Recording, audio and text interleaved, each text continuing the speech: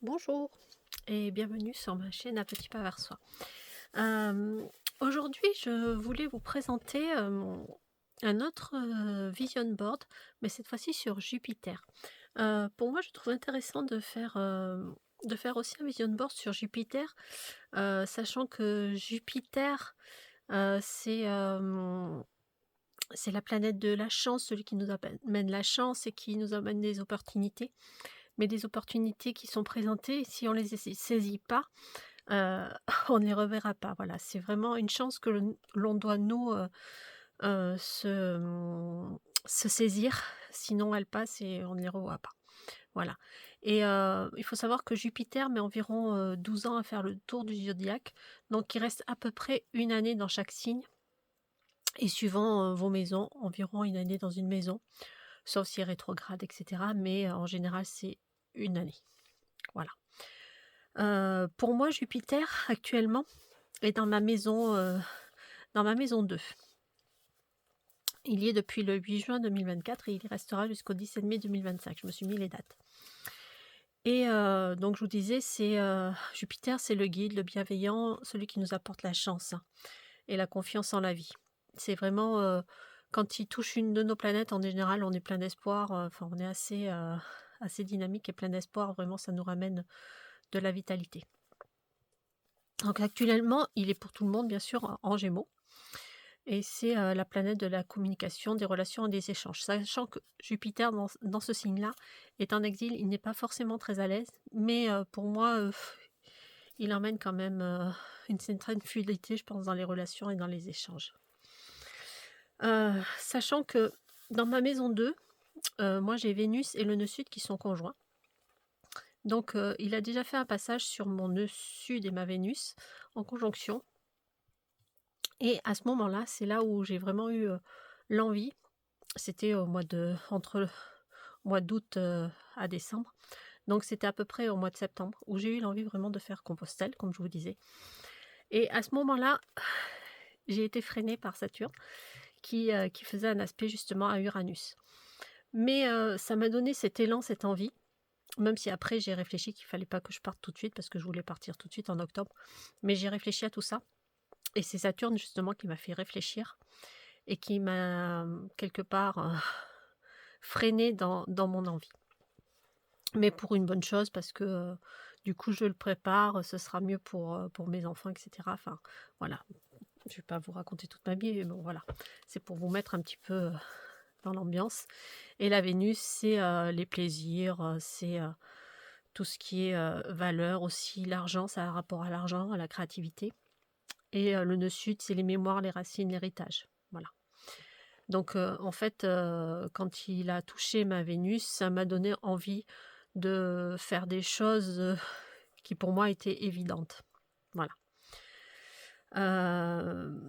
Donc je fais comme pour la nouvelle lune, je pose mes intentions. Là, mes intentions, comme c'est dans ma maison 2, c'est la maison de l'argent, bien sûr, mais c'est la maison de sa propre valeur, la valeur qu'on s'accorde.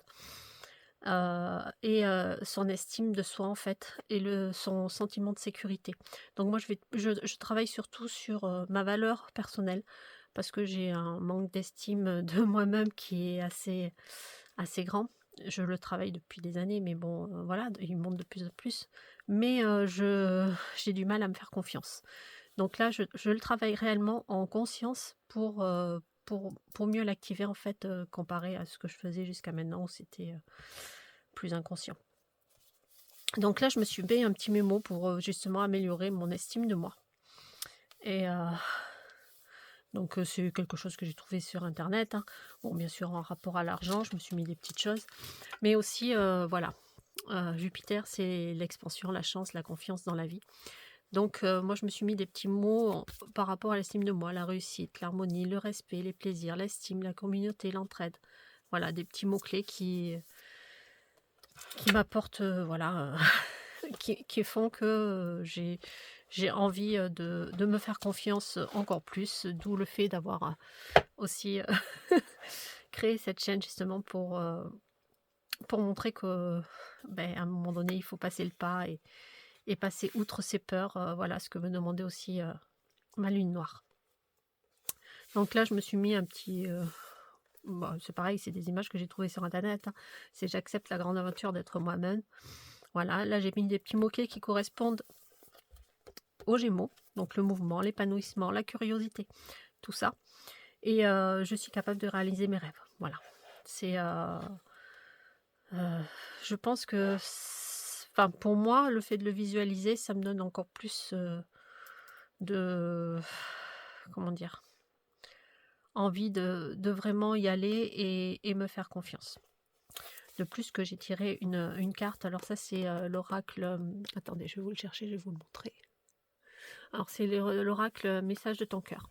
Donc je pensais que c'était pas mal pour justement sur ce sujet-là. Donc moi, ça m'a amené à la lune, hein. Forcément, parce que je suis très... J'ai quand même une lune assez, assez forte dans mon thème. Et ça me ramène de toute façon... voilà, je sais que les lunaisons pour moi sont très fortes. Donc voilà, vraiment, et à me faire confiance. Voilà, la lune, c'est vraiment l'intériorité, se faire confiance.